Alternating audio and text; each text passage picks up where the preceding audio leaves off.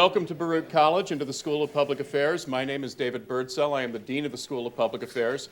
I want to thank Barbara Fife and Doug Muzzio, co-directors of the Center for Innovation and Leadership in Government, for a terrific series of programs this year that has involved many aspects of the campaign and has involved as well large student viewing sessions of the four presidential debates, the three presidential debates and the vice presidential debate, and overall a tremendous level of engagement with politics on this campus, not from a partisan point of view, but from a better citizenship point of view. Thank you, Doug and Barbara. And you can applaud. Thank you.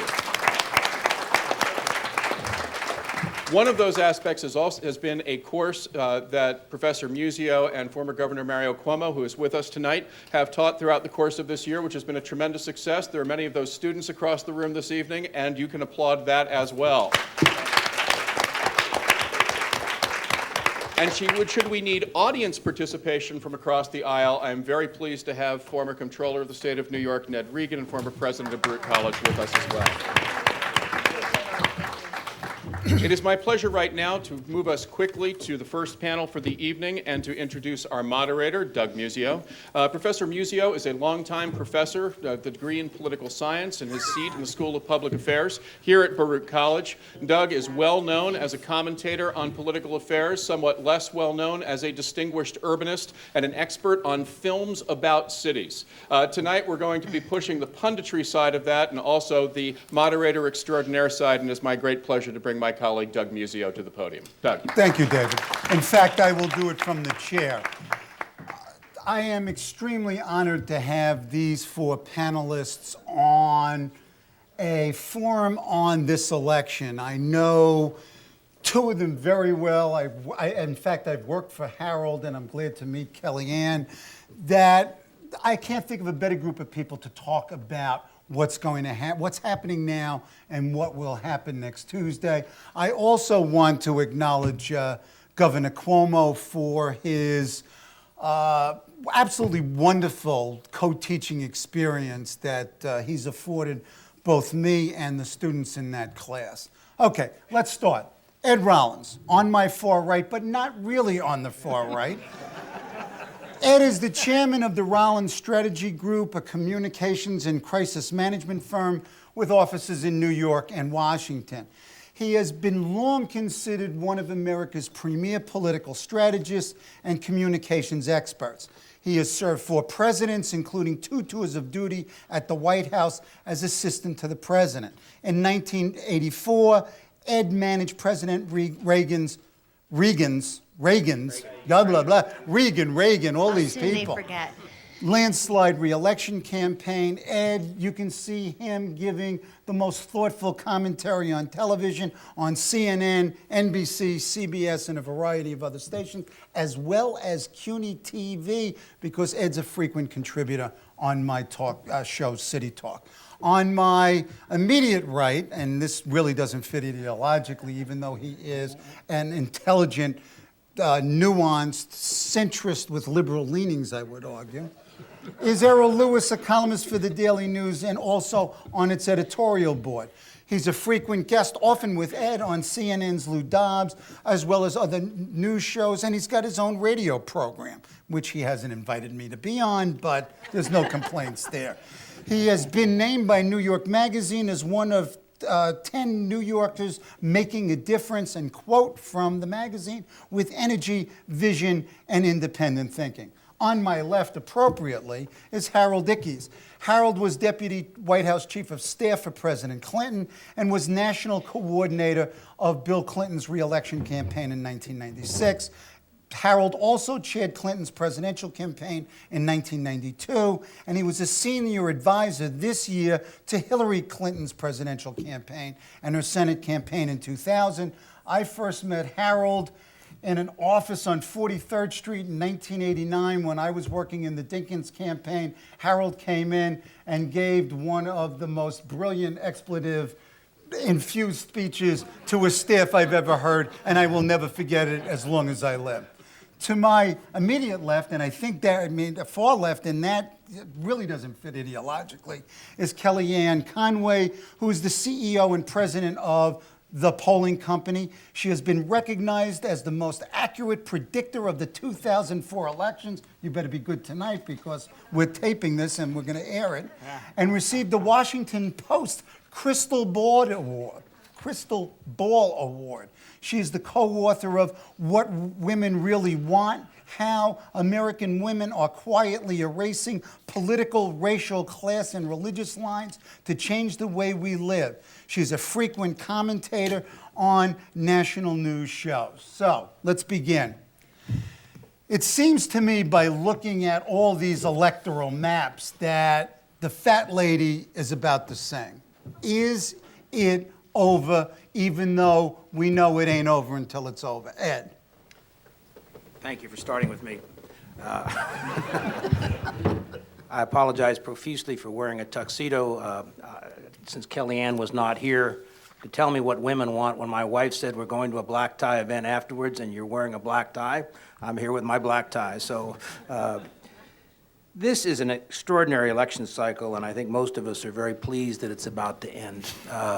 Some of us may wish it was going to end a little differently, but at the end of the day, the American democracy process for the 56th time has worked without a hitch. This is a historic election, obviously.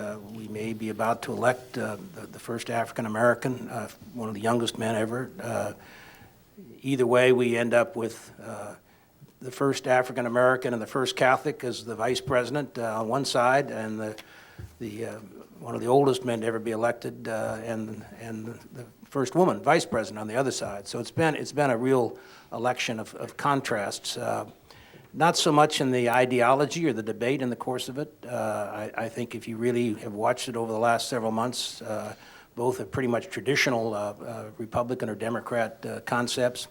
But I think what Barack Obama did very effectively early on is he became the brand for change.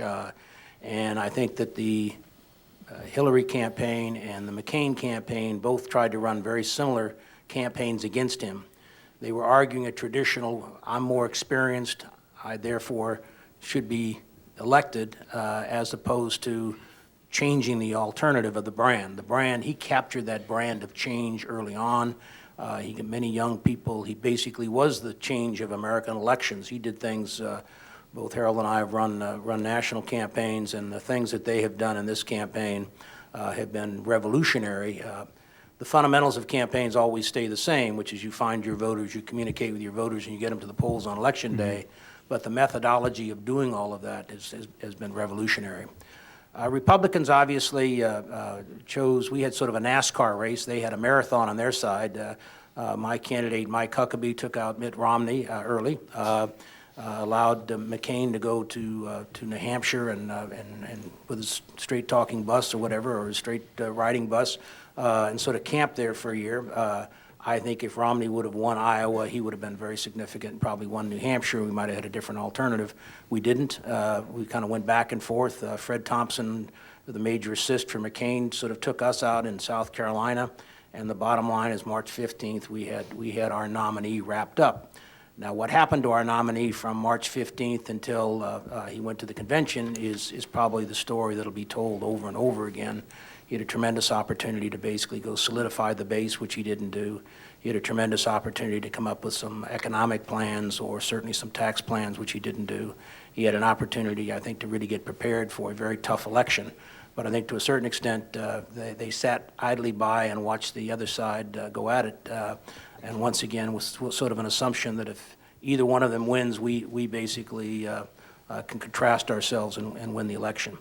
I think the reality is everything was stacked against McCain or any Republican in this election. But Barack Obama, I think, is a candidate who, with an articulate candidate and someone with some new ideas and someone who basically got out front, could have made this a very close election. I don't think it's going to be close. Kellyanne is the expert on polling, and she may have a totally different viewpoint. If we had Barack Obama's money, or if we had equal money, I think we could probably be very competitive in the end. But when you're being outspent 4 or 5 to 1, normally that's what we do to the other side. It's very difficult to basically make up the numbers that you need to.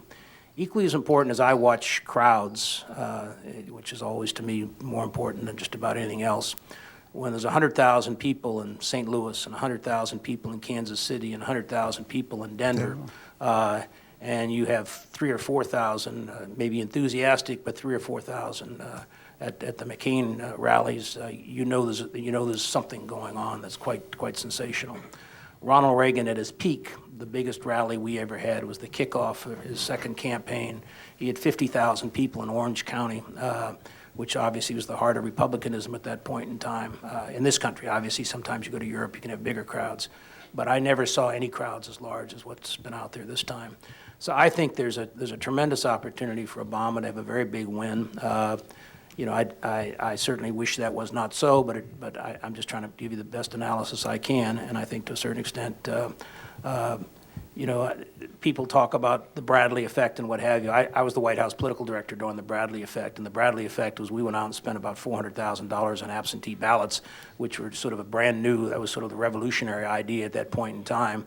And it was a very competitive race. The Attorney General, George Deukmejian, ran against him. The race closed up in the private polls the weekend before. And because one pollster had basically declared Bradley was going to be the winner pre and post, they claimed there was a Bradley effect. Bradley was a very popular mayor of Los Angeles, and my sense is that there wasn't that loss for that reason. I think with all the polling that's been done this particular time, if there is any racial factor, and I'm sure there is somewhere in America, it's still the ugly story of America, I think a lot of it's been washed out. And I think there's offsetting things that have occurred in the sense of the tremendous number of African Americans who've registered and participating in the process, the tremendous number of young people who are participating in the process. And people are trying to go by old methodology, and as Doug and I had a conversation a long time ago, I said, I've been doing this for 40 years. This is my 9th presidential cycle or campaign that I've actually been in. Everything I know about the game, other than those 3 fundamentals, is totally irrelevant in this election cycle, and I've been proved to be true every weekend. So maybe on Tuesday, McCain will surprise us all and have a major victory, but I'd be the most surprised man in America. Errol? I would second that. Anything is possible. I was wrong about New Hampshire, which chastened me pretty early on in this election cycle.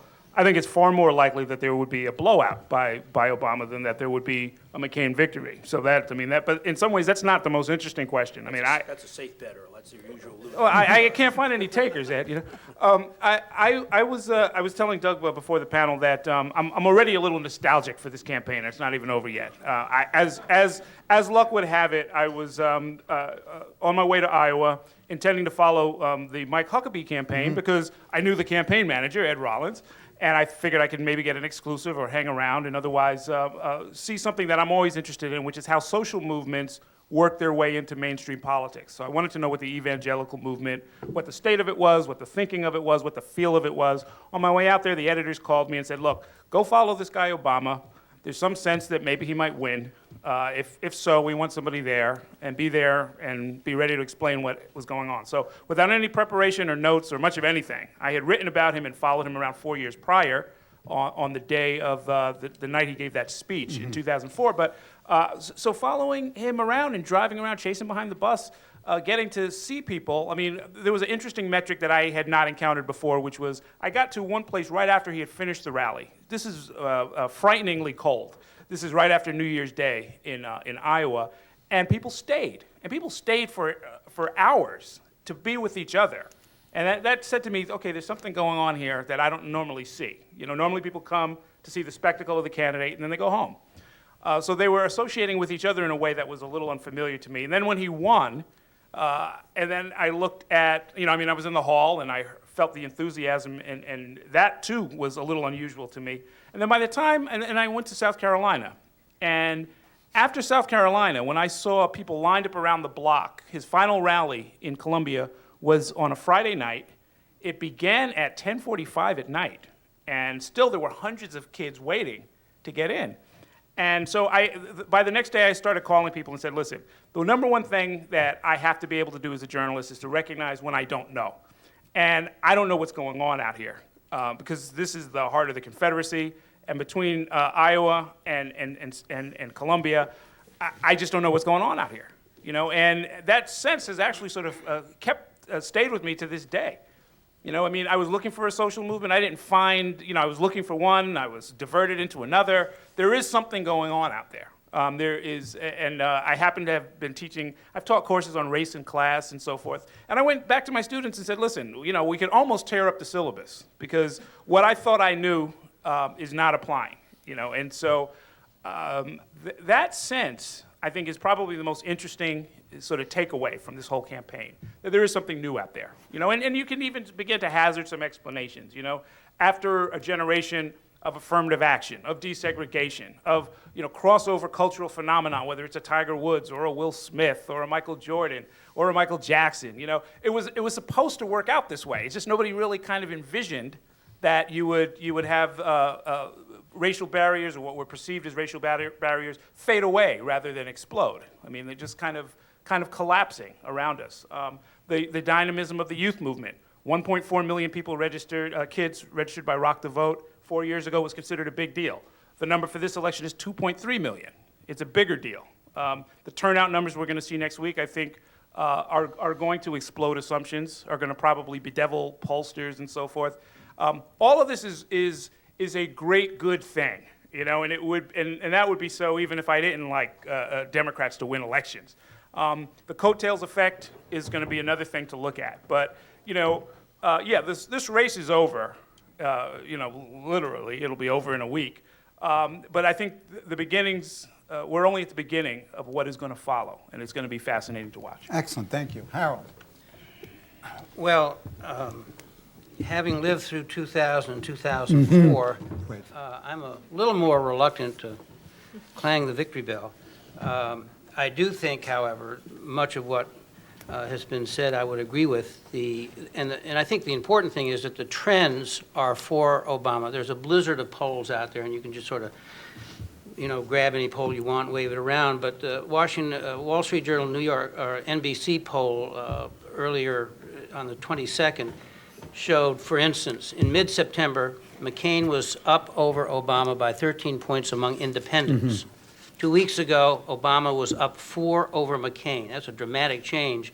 In this poll that was just taken, NBC, Wall Street Journal, Obama is now up 12 points among independents. It just strikes me that if these numbers are right, and there's most of the polls are sort of corroborating one another. Older voters, 2 weeks ago, McCain was up 1 over Obama. Right now, Obama's up 9 over McCain with 65 and older. On taxes, an issue that McCain is, you know, a traditional Republican bloody shirt. Who best to handle taxes? Obama is up over McCain by 16 points compared to mid-September when McCain was beating. So you can go on and on this. So I think the central point is that there is a real trend in favor of Obama, and I think for a couple of reasons. One, I can't imagine running as a Republican against the backdrop of the last 8 years of negligence, cronyism, corruption, and criminal activity. So just that's the backdrop that he is running That's pretty against. tough. Point one. Point two is that on the issues themselves, the substantive issues, there is just no question that I think the country wants to change and sees Obama as compared to McCain, which they see as another 4 years of Bush. 3 is the press loves him. This is a factor that sometimes is overlooked, but we ran head-on into this. I was with Hillary. No one applauded. Hillary Clinton, but the press does love No him. kidding. They're very enthusiastic about, for good reason. And again, this is to some extent against the historic backdrop of segregation in this country. I got my start, my first presidential campaign was Gene McCarthy. I have never seen an outpouring. I never thought I would see the outpouring that we had in the McCarthy campaign, brought up by the anti-war movement that had been cooking for 10 years. This way outweighs that. It's quite extraordinary. Plus, unlike those days, he has taken the technology of the computer and the databases and has really harnessed the volunteers into a useful activity, contacting voters. So my sense is that the trend is in favor of him. I was with Tom Daschle this morning, and he didn't say anything. I said, well, Senator, he said, what do you think? And I said, well, I think it can be anywhere from 272, 273 to 355. And it'll depend upon, look, he's going to carry everything that Kerry won. That was 252 electoral votes. I think he's going to win Iowa. He's going to win New Mexico. Nevada is still up for grabs. I think he'll win Colorado. And then it's going to turn on, how much of the following does he win? Virginia, Florida, Ohio, Missouri. And if he wins all of those, and I'm not saying he will, but if he does, the one, he can get to 240, 250, or 340, 353. The one unknown factor, I don't disagree with what's been said about the Bradley factor, but we still don't know in some of these states how deep race still cuts. And we're going to find out, and that's what makes this so exciting. And if he wins, it will just be a historic election of enormous proportions. Thank you. Kellyanne.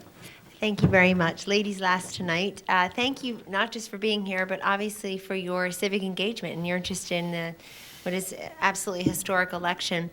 Let me say a couple things about this election, maybe that haven't been said yet from my own perspective. I finally got the election I've been hoping for. My husband reminded me that recently because as exhausted as everyone is and as unpredictable as everything has been, I've always bemoaned, particularly as a Republican strategist, I've bemoaned the lack of what I perceive to be the lack of competition in our primary process. And if you go back to 1998, this is 10 years ago, I would travel around the country doing my speeches, meeting with my polling clients, and I would just ask people informally, hey, who do you like for 2000? I would hear almost unanimously, George W. Bush. And I'd say, great. Why? To a person. He can win. I'd say, wow, why do you think he can win? He's high in the polls, they would tell the pollster. And I'd say, I know, how did he get so high in the polls? Everybody thinks he can win. Becomes his tautology. Then the next thing they'd say, plus Kellyanne, he's raising a lot of money. I'll say, I'll give him that. He's raised a boatload of money. How did he do that? Well, he's high in the polls. Everybody thinks he can win. They wrote him a check. And we have absolutely no competition. It's 3 letters, 9 if you count the exclamation point. He can win. And we saw this year that wasn't enough. It wasn't enough for Rudy Giuliani. It wasn't enough for Mitt Romney, Fred Thompson. Certainly not for Hillary Clinton, John Edwards at some level. And there's a big part of me that loves that and cherishes that because I think that it puts it in the province of the voters, not the political chattering class or even the professional political consultants. So we had competition this year, and I think that the competitive primary process churned out its 2 nominees in a very equitable fashion. I think it was fair and square and on behalf of the voters. We're facing, I don't know who's going to win next Tuesday. I'm not hedging. I'm merely saying that I think that the advantages, the environmental advantages that were always there for a Democratic nominee are there for Obama plus. Because I think his pluses are that he never ran as the first African-American president. He ran as the 44th president of the United States who happened to be African-American. And that is who he is, and it was a very smart strategy. We obviously are all aware of his background. He's very proud of it. All of us, even those of us who may not vote for him or have not voted for him, maybe you supported Hillary, I can't imagine there's a single soul in here that can't feel this American-type pride that we have a major party nominee who is an African-American who was born at a time when there were still segregated water fountains and lunch counters. I mean, this is just, it's a goosebumpy type of moment in our American history of which we should all be proud. I think Obama's other advantages, frankly, are, of course, the unpopular president, the unpopular war, all of that, but also campaigns matter. And their ground game and the organization of the Obama campaign, opening up 40 offices in Virginia, open up 40 offices in Colorado, I think that should be studied by political science students and cultural anthropologists and the political class for some years to come, because it really is remarkable, the boldness of saying we're going to go from the bottom up rather than just the top down. So we all see Obama, we hear his oratorical skills, we watch the ads. I'm even amazed that $105 million were spent in 2 weeks' time in October alone. That's pretty remarkable money, and I think it helps him get over 50% and stay there. But the ground game is phenomenal. Most presidential candidates, if they're opening offices in Colorado, they have offices offices in Denver or Colorado Springs or Boulder, but not Altamusa. In Virginia, where I used to live and once voted, and then is he here tonight? I voted for Al Sharpton once in the Democratic primary. You can vote in both primaries there. And I just couldn't resist because then I got to tell him, and he said, "You and your husband helped me get over 2% in Fairfax County. Thank you." But anyway, in Virginia, he's got offices in the reddest of the reddest parts of the state, and that matters because then you've got a presence, then you've got a place to distribute lawn signs and bumper stickers, then you have an office for people to visit. Money buys you volunteers, as ironic as that sounds. It buys you volunteers because if a volunteer feels like she has a desk and a phone and signs to hand out, and an occasional piece of pizza or donut thrown her way, she wants to come and participate. So it really has been a remarkable study in I think, the ground game, and it's part of why he won the nomination for sure. I also think that looking back, the defining moment of when McCain's fortune slipped from somewhat even, maybe deuce advantage Obama to a little bit more down the line, down the tennis game line, if you will, is not when he picked Sarah Palin, but when I'm sure we'll have questions about that, but actually on September 15th, I think the collapse of Lehman Brothers, coupled with McCain saying, "I'm all in, I'm going to Washington because this is a financial crisis and I'm suspending my campaign," and then going there and really not taking the reins necessarily as an economic leader with a plan in place.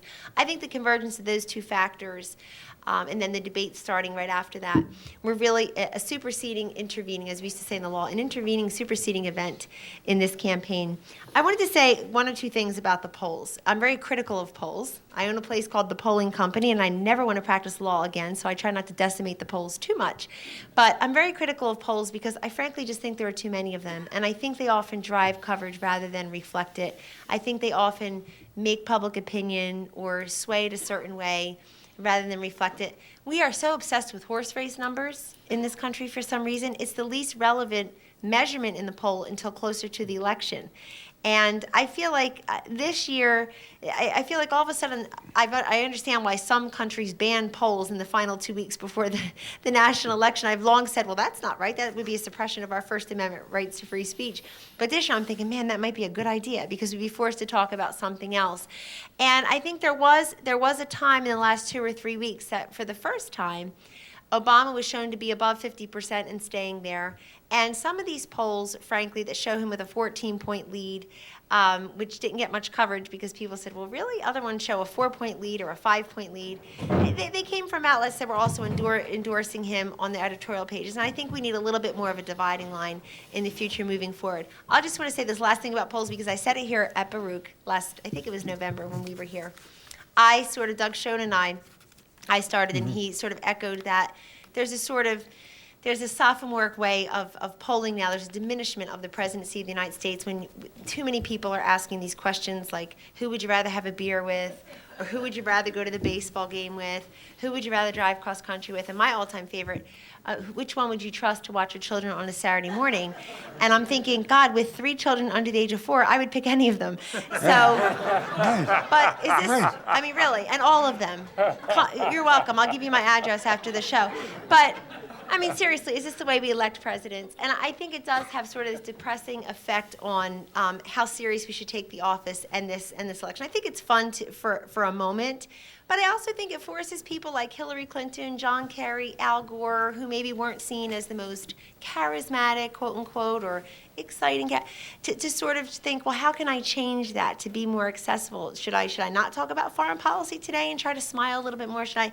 And I'm a little bit against that, as just my more serious side is a little bit against that. Last thing I want to say, we'll talk about demographics tonight, but I really wanted to throw this out there because I think the Senate and the House get too little coverage, which is fine by me because it's devastating, really, for the Republicans this year.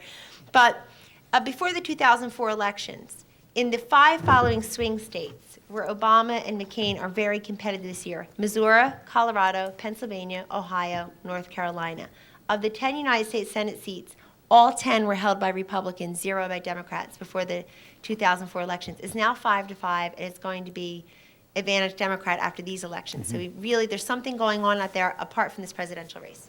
Okay. This conversation, both the conversation we're having now and the conversation in the media, sounds to this partisan a little bit like New Hampshire. Hillary was dead. Polls showed a substantial Obama lead. The campaign, Hillary campaign, there was infighting and backbiting. There's no chance of deja vu all over again? First of all, New Hampshire is such a unique place, and those of us who have spent half of our lives in New Hampshire, which I've never quite understood. New Hampshire has 4 electoral votes, as does Hawaii. I've never understood why we weren't in Hawaii in January and New Hampshire in June. I only say that in the off year, however, because obviously they don't particularly like me to say that.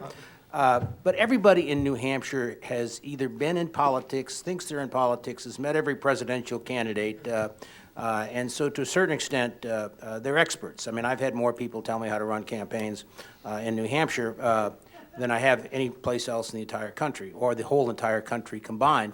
So I think to a certain extent, the premise of New Hampshire being this barometer, or Iowa being this barometer, I think what they do is they are retail politics. They do give candidates an opportunity to get in there and spend a lot of time and get to know people. And equally as important, someone like Mike Huckabee, who had about $600,000 that he spent in Iowa, which is a congressional race that's not competitive, or an assembly race here in New York, could basically win a state by organization, by using the free media. But at the end of the day, I think that, and Kellyanne and I are old friends, and I have great respect for everything she has said, and she basically lays the points out. We are poll-driven. The good thing about polling, and what I always advise people, is and no disrespect to her because she's one of the best and I would always want her in my team, the strategists in polls today are not the Herald and I, who basically been around the business forever. It's the pollsters. And most pollsters sit there with their numbers and they basically can't get away from their numbers. And they sit there and they argue very strenuously in a room that you've got to do this or say this because this is what the polls say. I argue this is what I want to say. Someone like Governor Cuomo would get up and drive poll numbers by his beliefs. And I think to a certain extent, inside campaigns, we're as driven by polls as we are by the outside world of the horse race. I think the key thing here is, and I always say to my candidates, what do you believe in? If you don't believe in anything, forget this game because it's going to be exposed very quickly. I'll tell you how to say it, but don't basically, if you're against Social Security, I'm not going to basically put you in the old age home. But the bottom line is, tell me what you believe, tell me the direction you want to take the country in. And I think to a certain extent, there's too much in the internal polling who argue you can't say this, you can't deal with this, you can't talk about immigration, you can't talk about Social Security, you can't talk about these things. We've gone through a 2-year campaign, and since the Republican primaries have been over, there's not been one single discussion of national immigration policy. There has been minimal discussion of the Social Security or Medicare or these types of programs that are very, very critical. And obviously there won't be any in the rest of it, and they're 2 significant problems that will have to be dealt with very quickly. So I think the reality is that I think unless the world changes in the next 5 days dramatically, polls show you trends, and when you have 8, 10, 12-point leads, they're not going to erode. The margin of victory may be different by turnouts and what have you, but you have a pattern. Karl Rove in 2006, who had, having been the White House political director, knowing what he had and knowing what I had, which was only outside polls, I knew in 2006, about a month out, we were going to get clobbered. He had all of his polling and didn't think he was going to get clobbered. So I guess the bottom line, I would argue, is that you have a pretty good idea by seeing so many of the public polls of direction. Polls give you direction. If you spent $1 million in a week on an advertising campaign and you've dropped 5 points, you don't have to be a rocket scientist to assume the poll, if nothing else, assume the ad did not work. So I think the reality is the McCain campaign has not worked for a variety of reasons, not only his ineptitude or his campaign's ineptitude, but it's an environment where you're not going to basically be able to go buck the bush.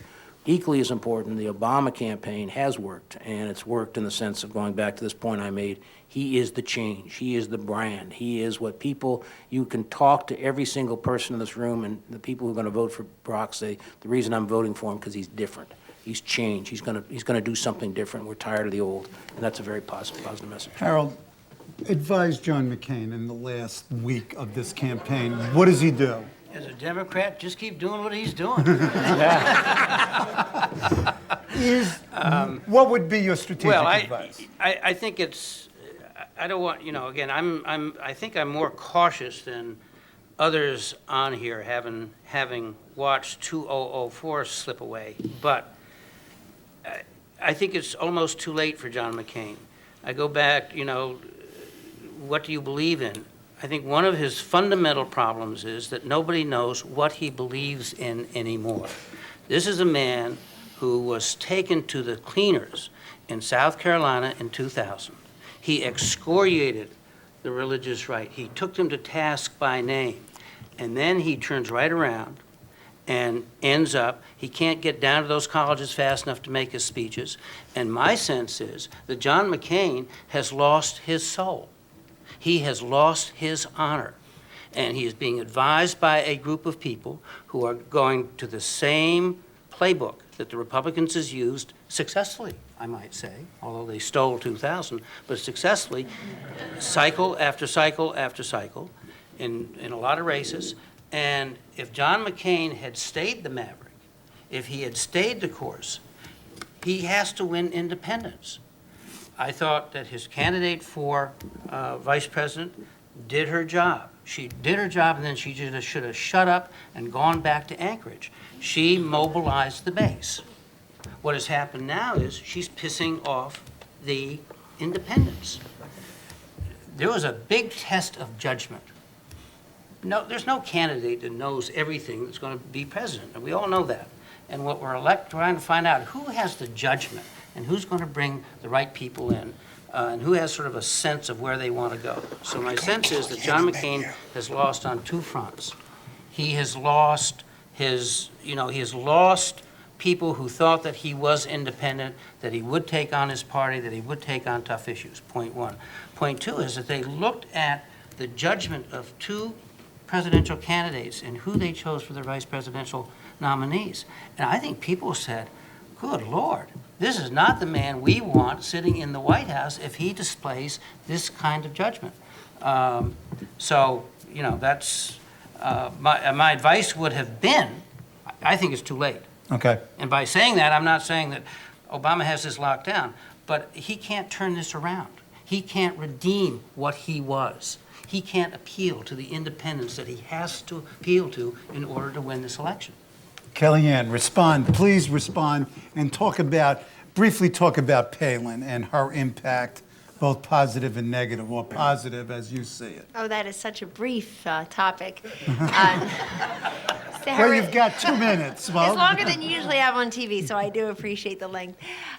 Sarah Palin is the latest political piñata, and I think she's brought the best out and the worst out of some women in this country. I mean, there are women still to this moment, even though everybody's saying the race is over, which I never believe, because there's a tinge of that always makes me feel like we're robbing democracy of its rightful process and the voters who haven't voted yet of their ability to go and make their own decisions. So I won't say that, and I never do. But Palin, she still has these thousands, many more than the 3,000 or 4,000 that Ed was talking about with John McCain's rally. She has tens of thousands of people showing up at some of these rallies, pushing strollers and pushing wheelchairs, and not there to mock her, a chance to see her and hear her and be part of that zeitgeist. The other thing about her is she certainly brings out the worst in some women. I mean, she's been called dumb, caribou Barbie, an idiot, a Jesus freak. I mean, could you imagine?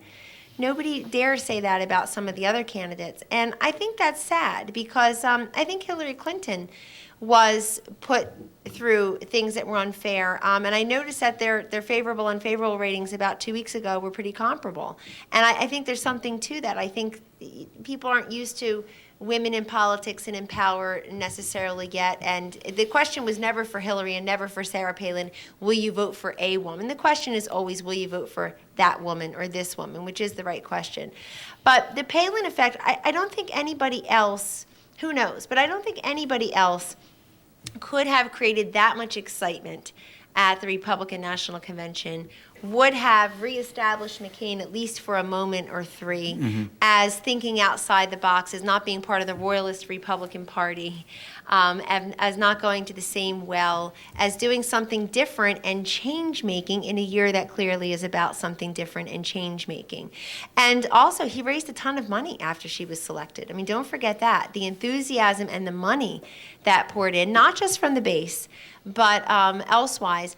And it was never a play to get Hillary voters, I promise you. And by the way, I'm not part of the campaign, so don't, I don't want to take credit for that a week from now. But it was never a play for Hillary voters. Are there some Hillary Clinton voters who will vote for McCain Palin? Absolutely. The number's not zero. Emily's list had it at 21% the same week we had it at 18%.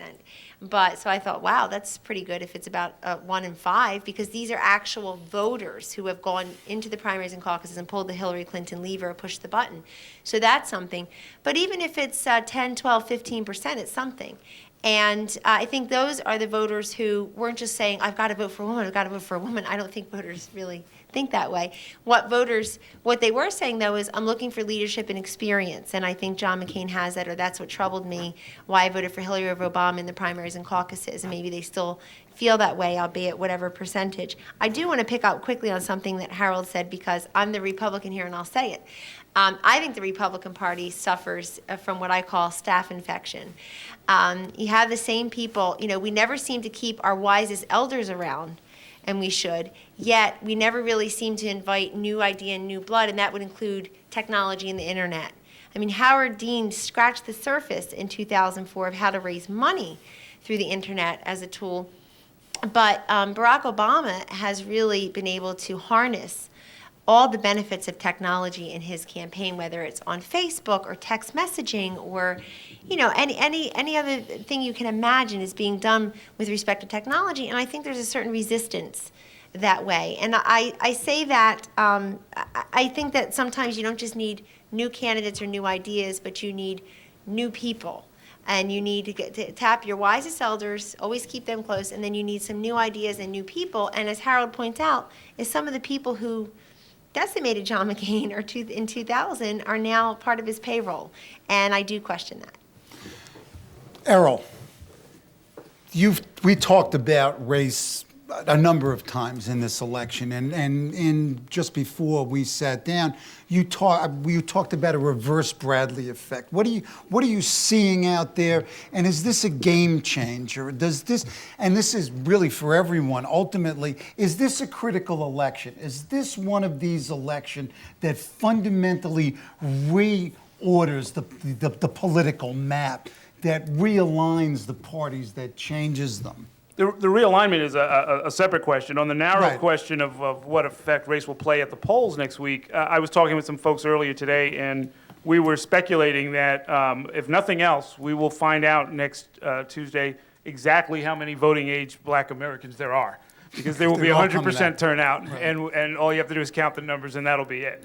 And if you consider that even among black voters, last December, Obama was really far behind, So it's a radical swing.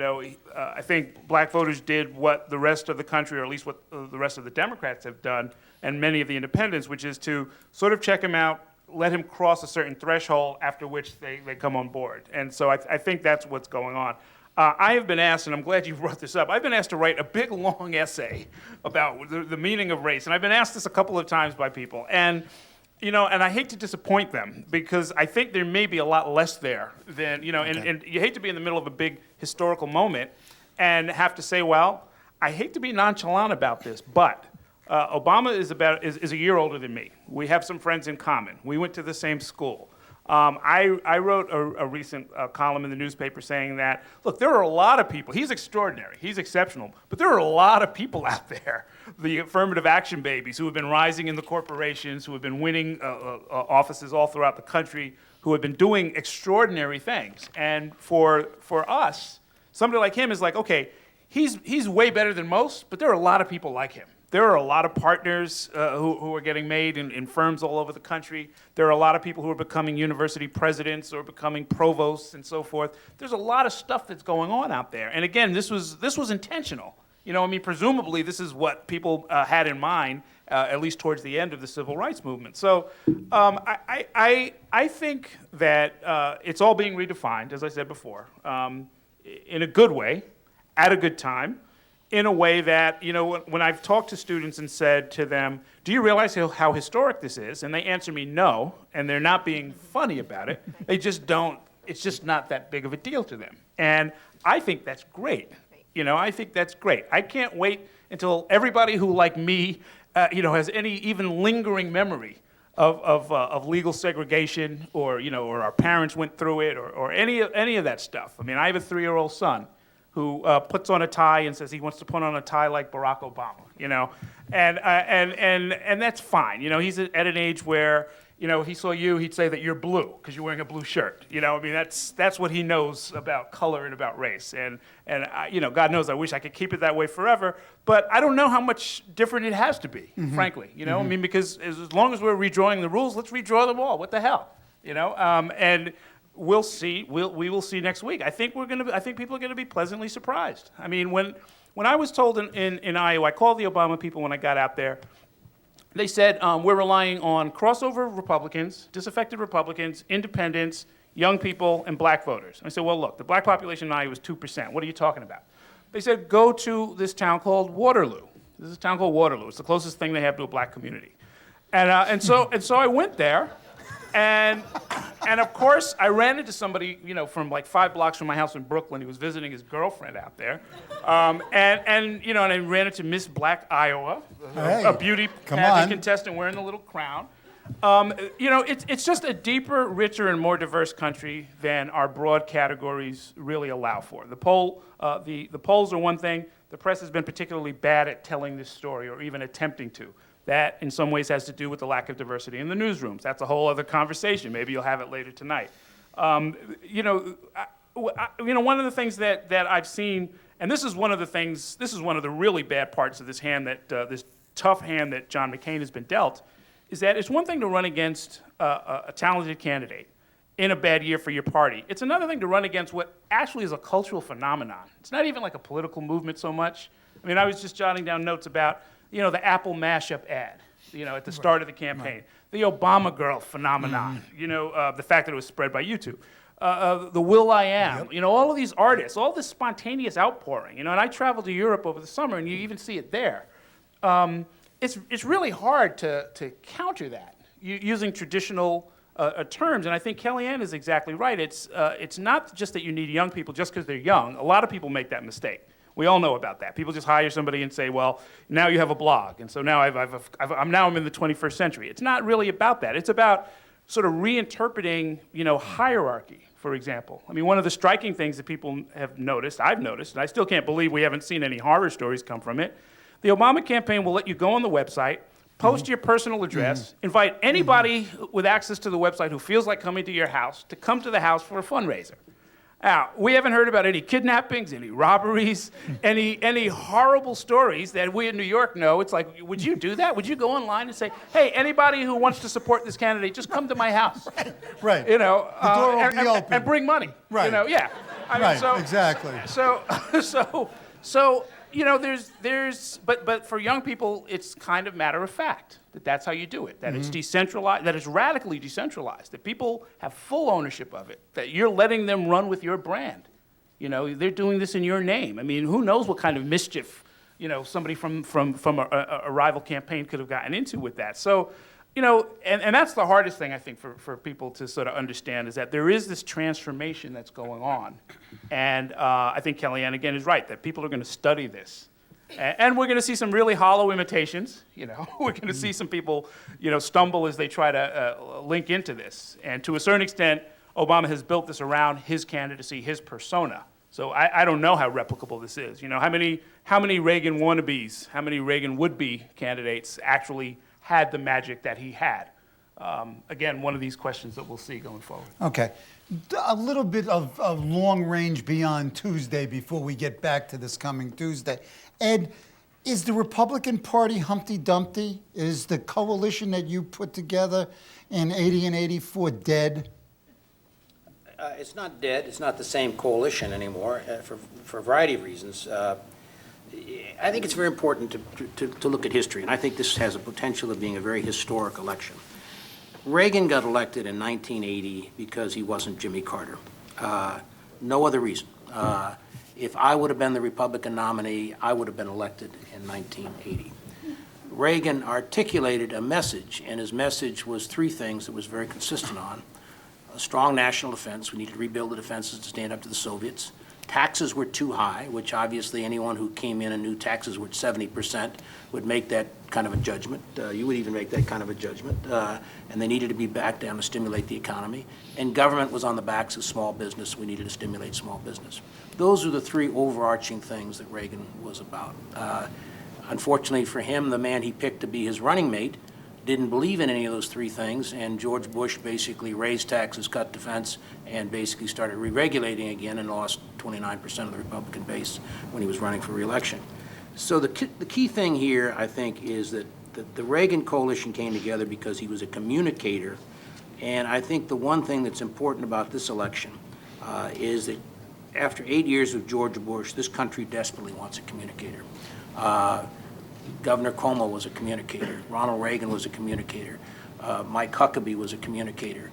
I don't think we're going to accept people, and unfortunately John McCain is not a communicator.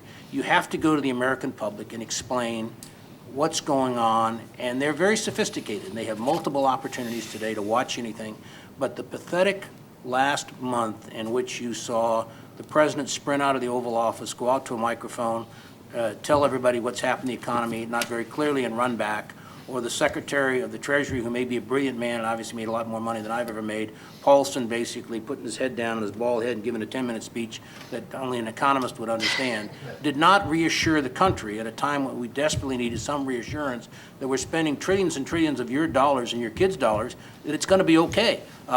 Please understand it's going to be okay.